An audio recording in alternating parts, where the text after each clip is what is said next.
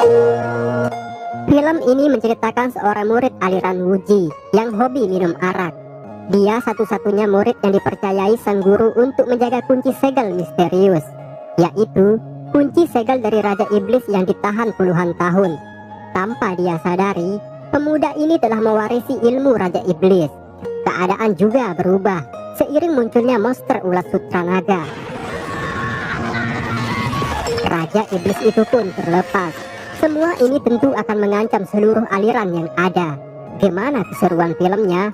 Silakan teman-teman subrek channel ini.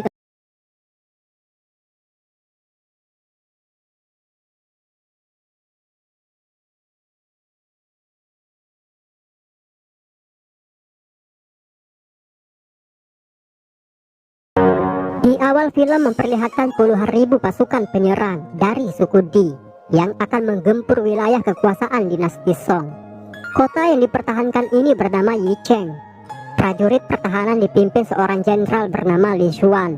Tampak di antara prajurit yang membaca kekuatan lawan mulai panik. Peperangan pun dimulai dengan pasukan terbang dari suku Di. Mereka berhasil masuk ke dalam kota.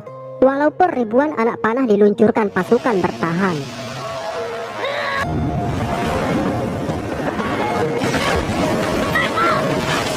Karena kalah jumlah, gerbang kota berhasil dibuka. Raja botak dari suku Di terus menyerukan serangan.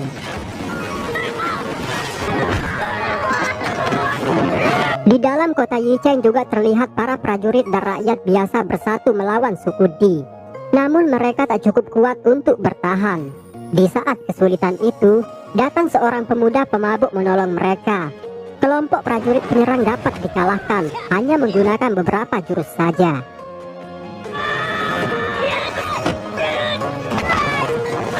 Pemuda ini bernama Zhang Jumbao. Dia salah satu dari murid aliran Wuji atau aliran Tai Chi. Saat ini dia ditemani bocah perempuan yang bernama Wan Yao. Tampak mereka berdua berhasil mengalahkan sebagian prajurit. Di sisi lain, Panglima Li Xuan terdesak menghadapi anak buah Raja Di. Zhang kemudian datang membantu. Pendekar wanita itu memilih mundur. Sepertinya dia mendapatkan sesuatu. Zhang dan Wan Yao terus memukul mundur prajurit berkuda. Di tempat lain, pendekar wanita itu menyerahkan benda berharga yang diperoleh di dalam kota. Ia juga menyarankan sang raja untuk mundur, karena di dalam kota Lin Xuan masih terdapat perlawanan prajurit yang kuat. Awalnya sang raja enggan mendengar masukan itu. Namun karena serangan yang hampir saja mengenainya, dia kemudian memberi perintah mundur. Prajurit yang mendengar aba-aba untuk mundur segera pergi. Mereka berhasil menawan dan membawa Wan Yao. Zhang yang melihat itu berusaha menyelamatkannya dan mengejar mereka sampai ke hutan terlarang. Di sana, kelompok prajurit itu diserang sosok yang aneh. Satu persatu dari mereka mulai hilang. Terlihat serangan itu berasal dari dalam tanah. Mereka masih tak tahu telah masuk di area terlarang. Tak lama kemudian, Zhang datang meminta Wan Yao dilepaskan. Dia sama sekali tak mengetahui kejadian tadi. Tiba-tiba, suara aneh dan bayangan besar bergerak di belakangnya. Ternyata, monster ulat sutra inilah yang menyerang mereka.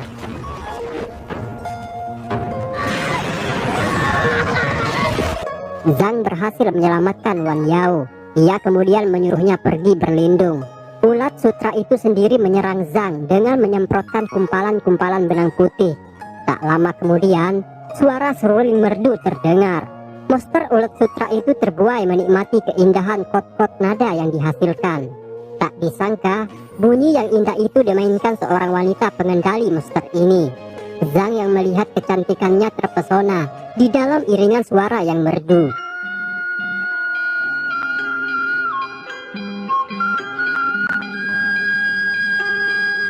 Singkat cerita, wanita ini sempat marah kepada mereka karena telah memasuki wilayah terlarang. Zhang kemudian minta maaf dan menceritakan kejadian yang sebenarnya. Mendengar itu, wanita yang tak mau memberikan identitasnya ini mengampuni mereka. Namun Wan Yao bocah ini tampak cemburu. Atas serangan yang terjadi, Jenderal Lin Xuan memaksa bertemu dengan seseorang pejabat kerajaan.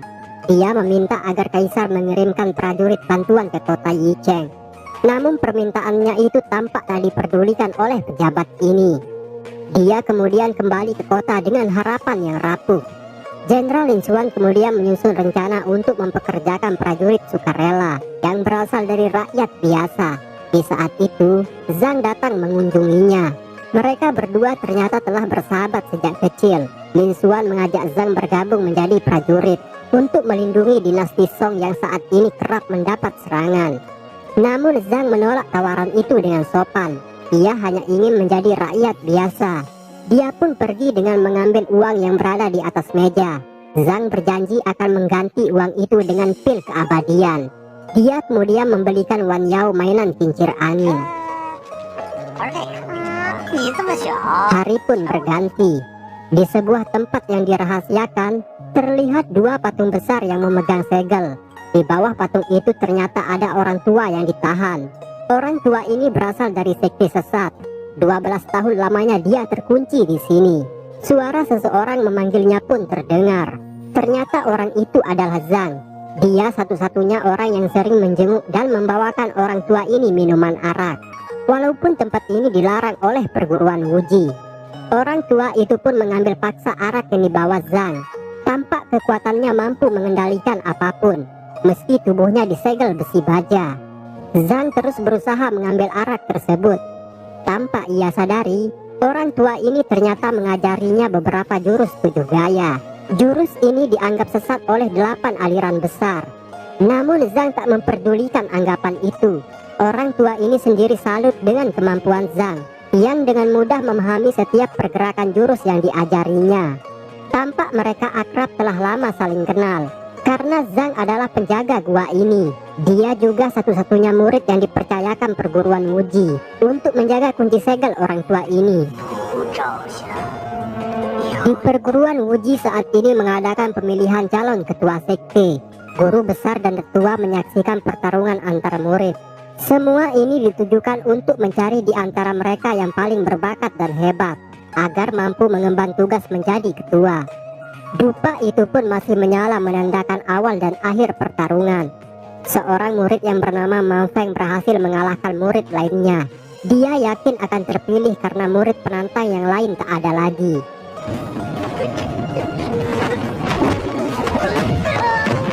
Wan Yao sendiri meminta agar pelantikan itu ditunda sebentar, karena Zhang yang sebagai murid senior juga belum datang. Guru Mang Feng malah berkata, walaupun Zhang datang, dupa itu pun telah habis, yang menandakan pertarungan telah usai. Di saat itu, Zhang kemudian menyapa mereka. Ternyata dia telah siap dan berada di arena bertarung. Kedua murid senior ini pun menunjukkan kemampuan mereka.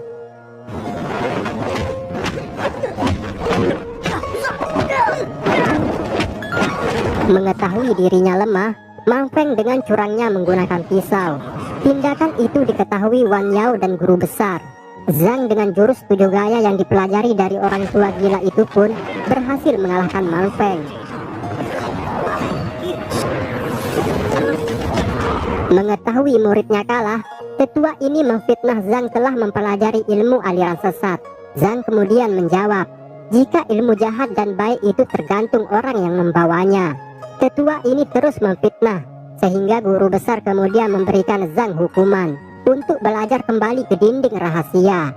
Atas keputusan itu, Zhang sama sekali tak berkecil hati. Kepercayaan sang guru telah memberinya kunci segel itu merupakan kehormatan baginya. Dia kemudian merasa aneh. Ternyata kunci itu telah hilang di sakunya. Sempat dia mengira Wan Yao yang mengambil kunci tersebut. Berpindah di markas aliran suci. Di sana terlihat wanita pengendali ulat sutra itu. Dia bernama Yu'er. Ternyata dialah pemimpin aliran ini. Mereka akan bekerja sama untuk membebaskan ketua utama yang tak lain orang tua yang disegel oleh aliran Wuji. Orang tua itu juga adalah ayah Yu'er. Anak buah perempuannya dan pendekar bermuka dua memberi masukan agar aliran mereka bekerja sama dengan aliran Di. Melihat mereka telah bergabung dengan aliran Di, Yu'er tak terima. Anak buahnya terus membujuk, karena ini semua demi ayah Yu'er juga. Namun mereka ada rencana jahat di balik semua itu. Yu'er sendiri masih tak terima kehadiran mereka. Hal ini membuat Raja Di marah. Ia menyuruh pendekar bertopeng menghabisinya. Yu'er sendiri terkena pukulan tapak beracun yang bisa membuat korbannya bertahan 3 hari saja. Yu'er berhasil kabur dari tempat ini. Pendekar bertopeng yakin dia tak akan bertahan lama. Mereka semua sepakat akan membebaskan ketua aliran suci yang disegel di wilayah aliran Wuji.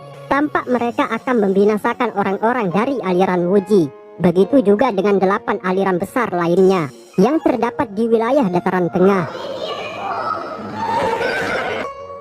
Di tempat lain, Zhang dan Wan Yao telah berhasil membuat pil keabadian.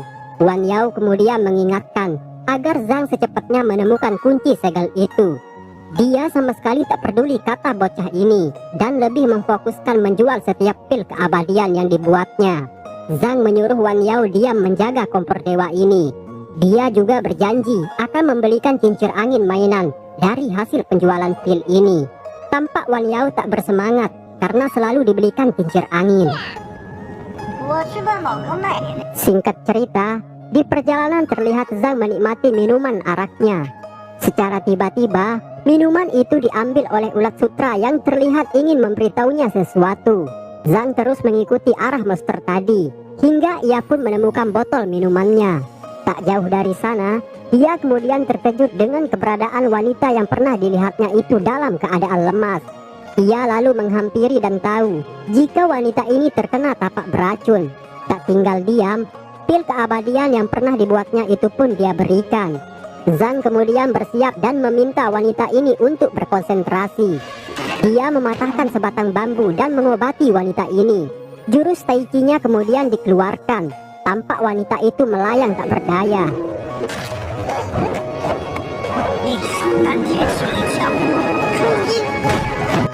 Alhamdulillah, Zhang berhasil menyelamatkannya.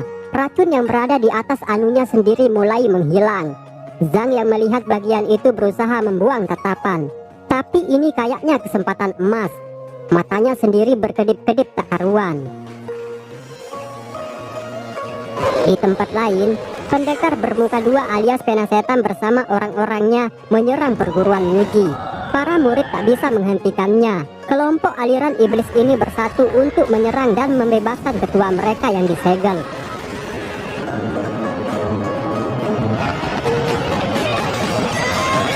Di sisi lain, Zhang terus berlatih memahami setiap pergerakan jurus. Di saat itu, wanita yang ditolongnya itu pun siuman. Zhang terus menatapi wanita ini. Dia yang tak mengerti dengan maksud Zhang lalu bertanya. Ternyata, Zhang berpikir entah imbalan apa yang akan didapat karena telah menolongnya. Wanita ini lalu bertanya, apa yang diinginkan Zhang? Zhang tak mau buang kesempatan. Dia ingin yang seharusnya didapat oleh laki-laki. Mendengar ini, tentu wanita ini marah. Zhang berusaha menghindar dan menjelaskan jika dia hanya ingin minum bersama. Tampaknya wanita ini salah paham dan terlalu jauh berpikir. Mengetahui dirinya bersalah, dia pun mengiyakan ajakan itu. Sebelum pergi, dia ucapkan terima kasih. Zhang kemudian kembali menanyakan nama wanita ini. Kali ini dia memberitahu namanya adalah Yu'er. Zhang terlihat senang. Dia pun memberikan botol minumannya. Tak lama kemudian, Wan Yao datang sambil cemburu. Ia terus meminta Zhang untuk menunggunya tumbuh dewasa. Zhang hanya tertawa dengan perkataan anak ini. Zhang juga bertanya, kenapa bisa wajahnya seperti ini? Anak itu menjawab, semua ini disebabkan kompor dewa yang terbakar karena ditinggal tidur. Mereka terkejut dengan suara lonceng pertanda buruk yang terjadi di perguruan Wuji. Dengan segera, Zhang dan Wan Yao kembali menuju perguruan. Di sana juga terlihat orang tua yang disegel itu akan dibebaskan oleh anak buahnya. Kunci segel itu pun dikeluarkan. Tampak segel misterius ini terbuka. Orang tua yang telah terkurung 12 tahun pun bebas.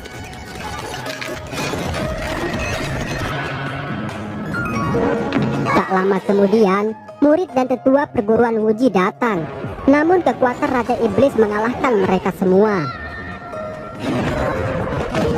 Tampak mereka tak berdaya.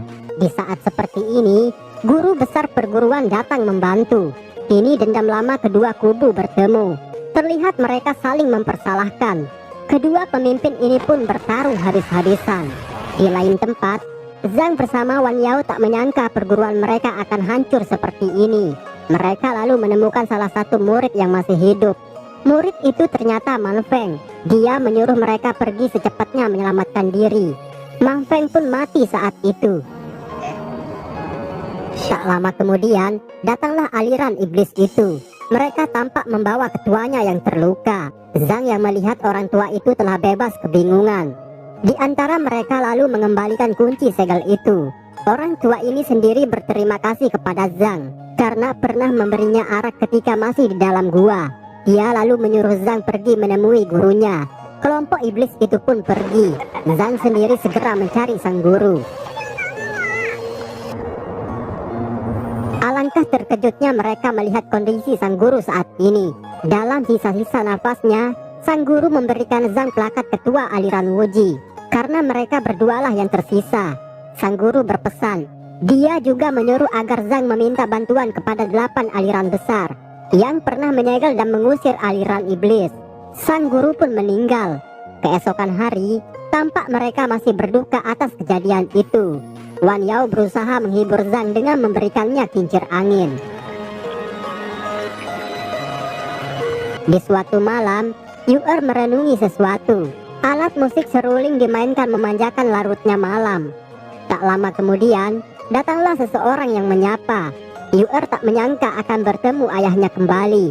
Setelah terpisah 12 tahun, waktu itu aliran suci dianggap sesat oleh 8 aliran besar. Ibu Yu'er terbunuh dalam peristiwa itu. Aliran Wuji dan 8 aliran besar menindas mereka. Semenjak itulah, orang tua ini menaruh dendam dengan 8 aliran tersebut. Dia telah berjanji untuk balas dendam. Yu'er sendiri memberitahu ayahnya jika aliran suci saat ini diperalat oleh suku Di. Dia juga mengambil alih kendali aliran mereka. Mendengar itu, sang ayah sempat terdiam. Dia tahu ada yang tak beres dengan aliran suci. Dia kemudian pergi dan berjanji akan membawa Yu'er kembali setelah urusannya selesai. Singkat cerita, dia pun tiba di markas suci. Tampak ia kesal dengan anak buahnya karena telah berkhianat dan mencelakai Yu'er putrinya. Mereka lalu menjelaskan semua itu demi membebaskan sang ketua. Tak lama kemudian, pendekar bertopeng datang membawa perintah dari Raja Di agar kelompok mereka bergabung untuk menghancurkan 8 aliran yang tersisa. Sempat ketua aliran suci menolak. Ia juga menyerang pendekar bertopeng itu. Namun kekuatan pendekar bertopeng mampu menandingi kekuatannya. Mereka pun sepakat untuk bergabung. Di suatu hari, Komandan Lin Xuan tahu jika kota Yicheng akan diserang. Dia kembali menemui pejabat kota dan meminta agar kaisar memberikan mereka prajurit bantuan. Namun lagi-lagi pejabat ini menolak. Dia beralasan bahwa kaisar saat ini memiliki urusan negara yang lebih besar. Tentu kekecewaan Komandan Lin Xuan semakin bertambah. Di saat itu juga, Zhang datang ingin berpamitan. Mereka minum untuk yang terakhir kali. Zhang memberitahu rencananya akan pergi mencari bantuan kepada 8 aliran besar. Mendengar ini, Lin Xuan mengajaknya kerjasama membentuk pasukan pemberontak. Setelah itu baru misi melawan aliran iblis dilanjutkan. Tawaran ini tentu tak masuk akal baginya. Dengan kekecewaan juga, dia meninggalkan sahabatnya ini. Sebelum pergi, Zhang bertanya, apakah Lin Xuan masih ingat kenangan indah mereka semenjak kecil? Waktu bermain bersama di bawah pohon persik di musim semi. Lin Xuan teringat dengan kenangan itu. Di lain tempat, terlihat satu persatu ketua aliran besar ditahan. Mereka dijadikan tumbal penyempurna kekuatan iblis. Dari kolam darah itu pun keluar seorang yang terlihat berhasil menguasai kekuatan iblis. Ternyata orang itu adalah pendekar bertopeng tapak beracun. Pendekar bermuka dua sendiri kagum melihat keberhasilannya. Dia lalu menyarankan agar mencari kristal ulat sutra naga untuk menyempurnakan 10 level kekuatan dewa. Zhang akhirnya sampai di tebing Wulong. Tempat ini digunakan khusus 8 aliran besar untuk bermusyawarah. Tiba-tiba dia dikejutkan seseorang murid utusan yang sama seperti mereka mencari bantuan. Orang ini bernama Xiaoxi. Dia seorang yang tersisa dari sektenya yang dibantai aliran iblis. Mereka lalu secara bersama menghadap kepada 8 pimpinan aliran besar. Zhang ungkapkan maksud kedatangannya. Namun aneh, ke-8 pimpinan aliran besar tak merespon mereka. Ternyata para pimpinan itu telah terbunuh oleh ketua aliran iblis. Zhang sungguh tak terima perbuatan orang tua ini. Dia lalu menyerang. Akan tetapi jurusnya itu terbaca.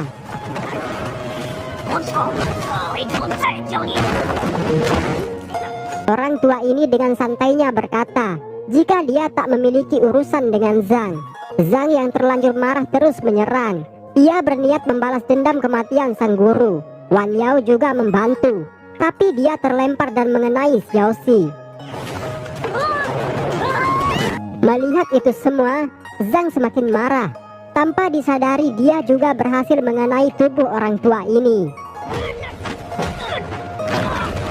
Tak lama kemudian, Yu'er datang menengahi pertarungan. Tampak ayahnya heran melihat mereka berdua saling mengenal. Begitu juga Zhang. Ia tak menyangka orang tua ini adalah ayahnya Yu'er. Di saat itu, orang tua ini memberitahu mereka jika tujuannya balas dendam telah usai. Sama sekali dia tak ingin meladeni Zhang. Mereka lalu berniat meninggalkan tempat ini. Tiba-tiba, pendekar bertopeng datang menghalangi karena perintah dari Raja Di. Pertarungan antara dua pendekar sakti pun terjadi.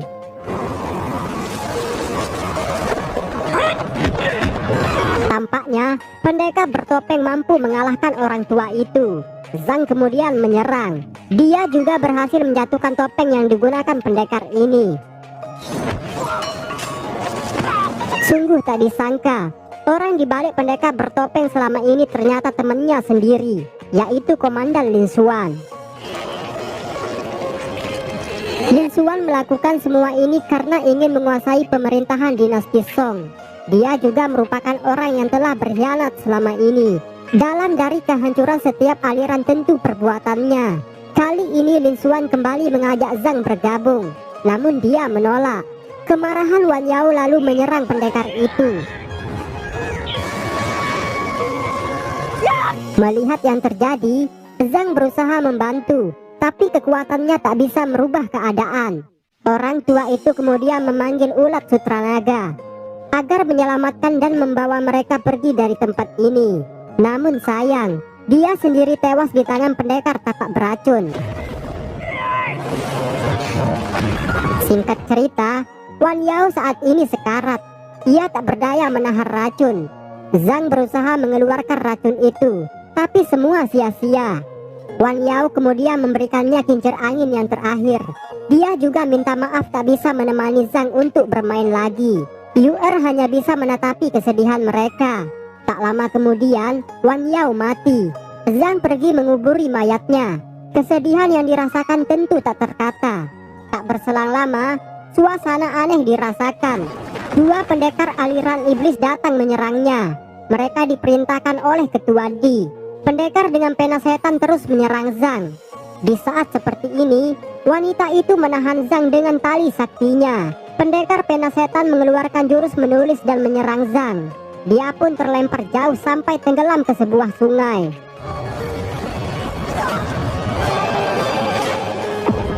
Di sini Zhang dibisikkan suara nasihat dan perkataan yang telah lalu. Dia pun mengerti makna yang terkandung dalam ilmu dan jurus yang sebenarnya.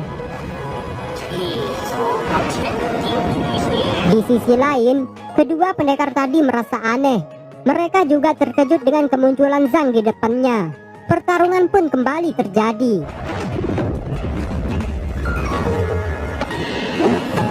Melihat kemampuan Zhang berbeda, mereka bergiliran menyerang. Namun kekuatan mereka tak bisa menandingi kekuatan Zhang. Pendekar bermuka dua itu pun kalah. Ternyata orang kerdil yang mengendalikan boneka itu.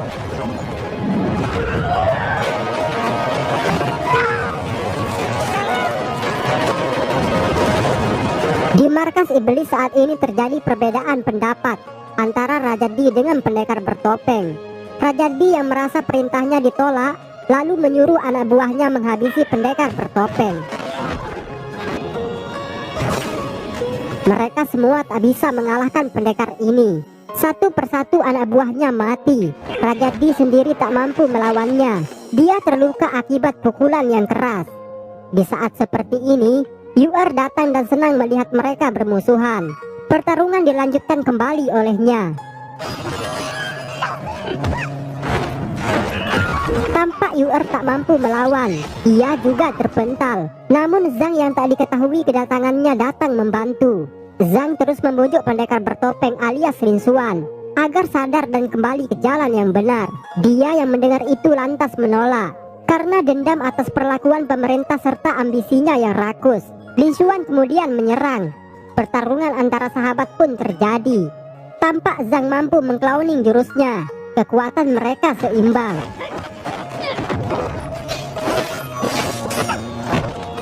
Tak lama kemudian, ulat sutra naga itu datang membantu. Serangan benang sutra menghalangi pergerakan Lin Xuan. Zhang juga berusaha memanfaatkan benang itu. Mereka pun bertarung di dalam gumpalan bola benang yang terbentuk. Di saat itu, Lin Xuan berhasil naik ke atas kepala ulat sutra. Dia juga mengambil kristal sakti yang terdapat di dalam kepala ulat tersebut. Setelah menelan kristal tadi, kekuatannya berlipat-lipat. Mereka melanjutkan pertarungan. Namun tiba-tiba, runtuhan tebing menimpa mereka. Di lain sisi, Xiaoxi bersama murid-murid aliran yang masih hidup membantu untuk melawan anak buah iblis ini. Zhang dan Lin Xuan akhirnya tersadar. Mereka kembali melanjutkan pertarungan yang terhenti. Terlihat Lin Xuan menyerang dengan kekuatan penuh. Pilar yang besar itu pun dia pergunakan menjadi senjata. Di saat itu, Zhang berhasil mengeluarkan setiap kekuatan jahatnya. Lin Xuan sendiri bingung merasakan kekuatannya menghilang.